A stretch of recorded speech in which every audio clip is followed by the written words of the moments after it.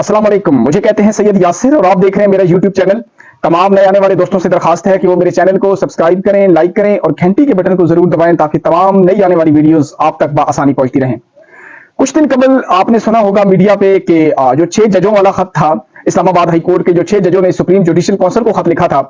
अब हुकूमत उस खत को पीछे धकेलने की कोशिश कर रही है। और इस वक्त हमारे मुल्क में एक नया शोशा जो है वो छोड़ा जा रहा है। आप आज के अखबार देखें, प्रिंट मीडिया देखें, सोशल मीडिया देखें, तो वहां पर आपको एक कॉमन चीज नजर आएगी कि जनाब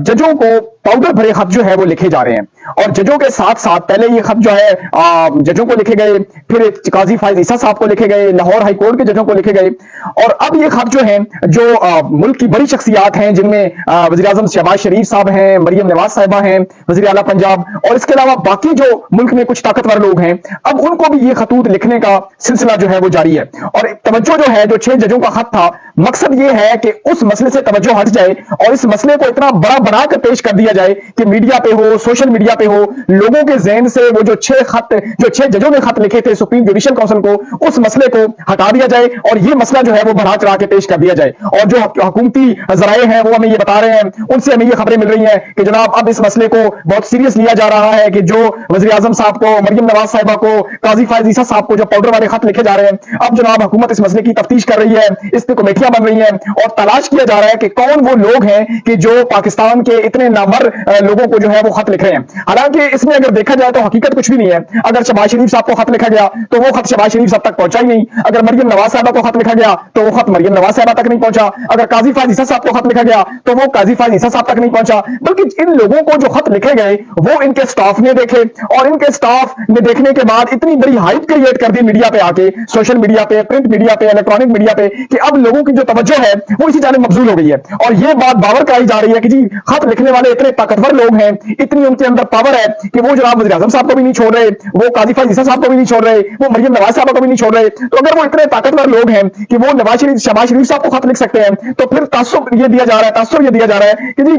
हाई कोर्ट के जजों को खत लिख देना, उन तक खत पहुंच जाना, ये कोई इतनी बड़ी बात नहीं है। लेकिन हमने जो इन्वेस्टिगेशन की, हमें जो इस बारे में पता चला, तो इन खतों में जो पाउडर नुमा है ये कोई इन्फ्लॉक्स नहीं है, बल्कि ये आर्सेनिक है और उसकी भी बहुत थोड़ी मिकदार है। और आर्सेनिक जो है ये तो आपको पता है कोई इतनी बड़ी इसकी मिकदार होती नहीं है। नॉर्मली अगर आप देखें कि जो हमारे दरियाओं का पानी है उसमें भी आर्सेनिक है, बल्कि हम जो मछली खा रहे हैं उसमें भी काफी मिकदार में आर्सेनिक जो है पाया जाता है। तो अलगर्ज ये सारी प्रॉब्लम जो है वो हाइप क्रिएट करने का मकसद एक ही है कि किसी तरीके से जो जजों ने खत लिखा सुप्रीम जुडिशियल काउंसिल को, उससे तवज्जो हटा दी जाए और ये मसला बढ़ा चढ़ा के पेश कर दिया जाए कि जनाब ये खत जो लिखे जा रहे हैं, ये पाउडर जो लिखा जा रहा है, ये पाकिस्तान के तमाम ताकतवर लोगों को लिखा जा रहा है और ये जो खत लिखने वाले लोग हैं ये बड़े ताकतवर लोग हैं। तो हुकूमत जो है ये तवज्जो हटा रही है। आज के अखबारों में आपने देखा होगा कि तमाम मेन हेडलाइंस जो थी वो शहबाज शरीफ साहब के नाम की, मरियम नवाज साहिबा के नाम की और काजी फायज ईसा साहब के नाम की थी कि जिस तरह उनको खत लिखे गए। इसके अलावा जनाब दूसरा मामला कि तहरीक इंसाफ का जो मुश्किल वक्त था, इमरान खान साहब का जो मुश्किल वक्त था, वो मेरे ख्याल में अब आहिस्ता आहिस्ता खत्म होता जा रहा है। और जो लोग इमरान खान साहब को छोड़ के गए थे, भाग कर गए थे, प्रेस कॉन्फ्रेंस की थी, मुश्किल वक्त में छोड़ के चले गए थे, अब वो लोग दोबारा पार्टी की तरफ आना शुरू हो गए हैं। और इसकी ताजा मिसाल ये है कि कल जो है वो सैफुल्लाह न्याजी साहब की मुलाकात हुई इमरान खान साहब से, फिर उसके बाद जनाब तहरीक इंसाफ के जो केपीके के कुछ रहनुमा हैं उनकी मुलाकातें इमरान खान से, उनीशा फरमान साहब की मुलाकात हुई। और सबसे बढ़ के जो है वो जो ज्यादा जिस मसले पे हाइप क्रिएट की जा रही है और मैं जिसकी ज्यादा बात करना चाहता हूं वो है जनाब महमूद खान साहब। महमूद खान साहब, आपको बताना चाहूं कि जब पिछले दौर हुकूमत में इमरान खान साहब की हुकूमत थी तो उस हुकूमत में महमूद खान जो थे वो वजीर आला केपीके थे। और वजीर आला केपीके बनने से पहले शायद जो जहां पर महमूद खान रहते थे उस मोहल्ले के लोगों को भी नहीं पता था कि महमूद खान साहब क्या चीज है। वो काउंसलर का इलेक्शन भी नहीं लड़ सकते थे। लेकिन इमरान खान साहब ने, चूंकि उनका एक नारा था कि हमने आम आदमी को पार्टी में लेके आना है, आम आदमी को उठाना है, इमरान खान साहब मोरूसी सियासत के खिलाफ थे, तो उन्होंने महमूद खान जैसे आम आदमी को, कि जिसको तहरीक इंसाफ के लोग भी नहीं जानते थे कि आखिर ये महमूद खान है कौन। और मुझे याद है कि जब वो वज़ीर आला केपीके बना था तो तहरीक इंसाफ के जो बड़े बड़े लीडर थे वो ये पूछते थे कि ये खान साहब ने किया क्या है, ये महमूद खान साहब है कौन कि जिसको उसने वज़ीर आला बना दिया है। बहरहाल ये इमरान खान साहब का बड़ापन था कि उन्होंने महमूद खान साहब को केपीके का वज़ीर आला बनाया। फिर जब इमरान खान साहब को मुश्किल वक्त आया तो ये वही महमूद खान साहब हैं कि जिन्होंने प्रेस कॉन्फ्रेंस करने में देर नहीं की। उन्होंने परवेज खटक के साथ बैठ के इमरान खान साहब के खिलाफ प्रेस कॉन्फ्रेंस की, इमरान खान साहब पे इल्जाम लगाए। फिर उन्होंने इलेक्शन 2024 में इमरान खान के खिलाफ एक मौसर कैंपेन की, और शायद जो ताकतवर लोग थे उन्होंने महमूद खान को ये यकीन दिलाया हुआ था कि भाई परवेज खटक वजीर आला है और आप जनाब वजीर आला के इंतहाई करीबी होंगे और आप तो इलेक्शन जीते हुए हैं, आपने इलेक्शन जीत जाना है। तो ये हवा भरी हुई थी महमूद अब्बास के अंदर, महमूद खान के अंदर, और इसी हवा के बल बोते पे उन्होंने जनाब इलेक्शन कैंपेन की, इमरान खान को रगड़ा लगाया, इमरान खान पे इल्जाम लगाए। लेकिन केपीके के लोगों ने 8 फरवरी को महमूद खान को, परवेज खटक को मुकम्मल तौर पर रिजेक्ट कर दिया। जो हवा उनके अंदर भरी गई थी वो निकाल दी, वो ताकतवर लोग जो थे जो लेके आए थे उनकी भी हवा निकाल दी। और अब महमूद खान जो है दोबारा इमरान खान के नारे लगा रहे हैं, दोबारा इमरान खान के करीब आने की कोशिश कर रहे हैं। और अब जनाब वो दोबारा कह रहे हैं मीडिया पे आके कि इमरान खान मेरा कल भी लीडर था, इमरान खान मेरा आज भी लीडर है, मैं इमरान खान के विजन के साथ खड़ा हूं, इमरान खान के साथ ज्यादती हुई है, और अगर इमरान खान को जेल से निकालने के लिए कोई तहरीक चलाई जाती है, कोई जलसा जो है वो रखा जाता है, तो मैं उसमें सब अफल में खड़ा हूंगा, मैं इमरान खान के साथ खड़ा हूं और मैं इमरान खान के साथ खड़ा हूंगा। इसके अलावा पाकिस्तान के दीगर जो रहनुमा थे, जिनमें फवाद चौधरी साहब देख रहे हैं, अब फवाद चौधरी साहब जो है वो भी इमरान खान साहब के गुण गा रहे हैं, उनकी जो मिसेज है हिबा वो भी आके इमरान खान साहब के गुण गा रही हैं। दूसरी तरफ जनाब फारूक हबीब साहब, ये वो लोग थे कि जिन्होंने सबसे पहले इमरान खान के खिलाफ प्रेस कॉन्फ्रेंस की, जिन्होंने मुश्किल वक्त नहीं देखा, जो इमरान खान के साथ खड़े नहीं हुए, असद उमर को देखने, सदाकत अब्बासी को देखने, परवेज खटक को देखने, उस्मान डार को देखने, अब ये तमाम लोग बैक द कैमरा किसी तरीके से भी इमरान खान साहब के करीब होने की कोशिश कर रहे हैं, और ये तासुर दे रहे हैं कि जनाब हमने जो कुछ किया, जो प्रेस कॉन्फ्रेंसिंग की, वो हमने दबाव में आके की, हम पे दबाव डाला गया, हमें मुश्किलात का सामना करने के लिए कहा गया, जिसकी वजह से हमने इमरान खान को छोड़ा। लेकिन क्या वो लोग नहीं कि जो आज 12-12 महीने से जेलों में पड़े हैं? आप यास्मीन राशिद को देख लें, आप एजाज चौधरी को देख लें, आप चीमा साहब को देख लें, आप सनम जावेद को देख लें, आप शरियार अफरीदी को देख लें, वो लोग कि जिस पे इस रियासत ने हर तरह का जुल्म किया, लेकिन वो लोग आज भी इमरान खान साहब के साथ खड़े हैं, वो इमरान खान साहब को आज भी अपना लीडर मानते हैं। तो तहरीक इंसाफ को, इमरान खान साहब को कम से कम ऐसे लोगों पर नजर रखनी चाहिए कि वो लोग जो मुश्किल वक्त में इमरान खान को छोड़ के चले गए, और अब जब दोबारा उनको लग रहा है कि तहरीक इंसाफ का दौर आने वाला है, इमरान खान मुश्किल वक्त में खड़े हैं, इमरान खान को अदालतों से रिलीफ मिलना शुरू हो गया है, और अब बहुत जल्द इमरान खान दोबारा आवाम में होंगे, और आने वाला वक्त जो है वो तहरीक इंसाफ का है, तो ये लोग दोबारा इमरान खान के करीब जा रहे हैं। और मेरे ख्याल में अब इमरान खान साहब को, तहरीक इंसाफ को इस चीज को बहुत बारबीनी से देखना चाहिए कि वो लोग कि जिन्होंने इमरान खान की खातिर अपना सब कुछ कुर्बान किया, अपने घर, अपने कारोबार, अपनी जान, सब कुछ उन्होंने दांव पे लगाया, लेकिन इमरान खान का साथ नहीं छोड़ा। जबकि दूसरी तरफ वो टोला कि जिसको इमरान खान के खिलाफ खड़ा किया गया, इमरान खान की कमजोरियां, उस्मान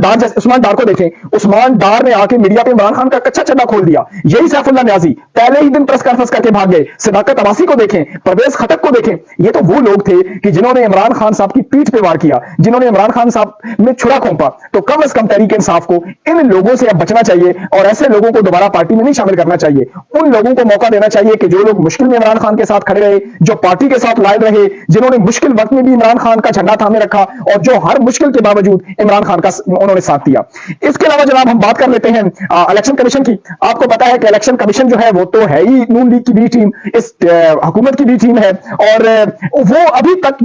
जो कुछ उसने किया है 8 फरवरी से पहले, 8 फरवरी के बाद, अभी तक कंसिस्टेंसी वो वही कुछ हो रहा है जो कुछ इलेक्शन कमीशन ने पहले किया। अब जो आप इलेक्शन कमीशन क्या कर रहा है कि ये MA81 का एक हल्का है, यहां से बिलाल एजाज चौधरी साहब हैं जो तहरीक इंसाफ के कैंडिडेट थे, आजाद उम्मीदवार, ये इलेक्शन जीते थे 8 फरवरी को, और इन्होंने लिए थे जनाब 1,17,717 वोट लिए थे। जबकि इनके मद्दे मुकाबिल थे नून लीग के अब्दुल कयूम, इन्होंने लिए थे जनाब 1,09,926 वोट। और उस वक्त जो तहरीक इंसाफ के एजाज चौधरी साहब थे, ये तकरीबन 10,000 से ज्यादा की लीड से ये इलेक्शन जीत गए थे। लेकिन फिर वही इलेक्शन कमीशन, वही नून लीग की बी टीम, रद्द-बदल होना शुरू हुआ, और ये खबरें हमें मिल रही थी कि इलेक्शन कमीशन जो है वो आहिस्ता आहिस्ता गेम डालेगा, और उन्होंने नून लीग की सीटें जो है वो बढ़ानी है। तो फिर जनाब हुआ क्या कि अब्दुल कयूम साहब ने रिकाउंटिंग की दरखास्त दी, और फिर रिकाउंटिंग में ये हुआ कि 10,000 वोट जो हैं वो एजाज चौधरी साहब के, बिलाल चौधरी साहब के रिजेक्ट हो गए, और अब्दुल कयूम साहब के वोट वही रहे, बल्कि उनके थोड़े वोट और बढ़ा दिए गए, 400-500 वोट। और जब एजाज चौधरी साहब के 10,000 वोट रिजेक्ट किए गए, तो उनके वोट कम होकर 1,03,000 समथिंग पे आ गए, और यूं जो है वो अब्दुल कयूम साहब उनको ये इलेक्शन जितवा दिया गया। और इलेक्शन जितवाया नहीं, जैसे ही वो रिकाउंटिंग हुई उसी वक्त नोटिफिकेशन जारी हुआ, और उसी वक्त उनको असेंबली में खड़ा करके उनसे हल्फ ले लिया गया। जबकि दूसरी तरफ बिलाल एजाज चौधरी साहब ये लाहौर हाई कोर्ट चले गए और लाहौर हाई कोर्ट जाके उन्होंने दरखास्त दे दी कि मेरे साथ जनाब धांधली नहीं, इलेक्शन कमीशन ने धांधला किया है। तो वो बहरहाल लाहौर हाई कोर्ट ने जो है वो अब्दुल कयूम साहब का नोटिफिकेशन मुअत्तल कर दिया है और इस पे जो है वो दोबारा लाहौर हाई कोर्ट जो है वो इंटरफेयर करके इस मसले की छानबीन कर रहा है। तो ये सिर्फ NA 181 का हल्का नहीं है, पाकिस्तान के और बहुत सारे ऐसे हल्के हैं कि जहां पर मुकम्मल तौर पर इलेक्शन कमीशन जुल्लू फेरने की कोशिश कर रहा है। तो इलेक्शन कमीशन को चाहिए कि ये जो दौर है ये खत्म हो जाएगा, ये हालात तब्दील हो जाएंगे, लेकिन वो एक इदारा है, उसकी पहचान पाकिस्तान के नाम से है। चीफ इलेक्शन कमिश्नर ने रिटायर होना है, वो पाकिस्तान का मुलाजिम है, वो किसी जमात का मुलाजिम नहीं है। तो कम अज कम वो इलेक्शन कमीशन को इस हालत में छोड़ के जाएं ताकि उनके जाने के बाद भी इस इदारे पे लोग एतमाद करें, ना कि इस इदारे को गालियां दें। क्योंकि इलेक्शन कमीशन जो है ये पाकिस्तान का अहम इदारा है और इस इदारे ने आगे भी इस मुल्क में इलेक्शन करवाने हैं और लोगों ने इस इदारे पे एतमाद रखना है। लेकिन जो कुछ मौजूदा चीफ इलेक्शन कमिश्नर साहब कर रहे हैं इस इदारे के साथ, मेरे ख्याल में आने वाले दिनों में ये इदारा जो है ये इलेक्शन कमीशन नहीं रहेगा, बल्कि ये नून लीग कमीशन और पीपल पार्टी कमीशन बन जाएगा। इसके अलावा जनाब हम बात कर लेते हैं पाकिस्तान की मईशत के हवाले से। पिछले 2-3 दिनों से आप मीडिया में देख रहे हैं जनाब कि ढंडोरा पीटा जा रहा है कि जी पाकिस्तान की मईशत जो है वो बेहतर हो रही है, पाकिस्तान की जनाब इकोनॉमी में बेहतरी आ रही है। तो मैं ये बताना चाहता हूं कि कहां से पाकिस्तान की इकोनॉमी में बेहतरी आ रही है, कहां से पाकिस्तान जो है ना वो पाकिस्तान की मईशत मजबूत हो रही है। वर्ल्ड बैंक की रिपोर्ट आई है कि पाकिस्तान की इकोनॉमी अगर ज्यादा से ज्यादा भी इंप्रूव करेगी तो वो बमुश्किल से 1.8 तक जा सकती है इन हालात में। यानी जो पाकिस्तान में मौजूदा हालात हैं इनमें अगर बहुत भी ये हुकूमत जोर लगा दे तो वर्ल्ड बैंक की जो रिपोर्ट है उसके मुताबिक 1.8 जीडीपी पाकिस्तान की हो सकती है आने वाले दिनों में। दूसरी तरफ पाकिस्तान में गैस और बिजली का जो कर्जा है, गर्दिशी कर्जा,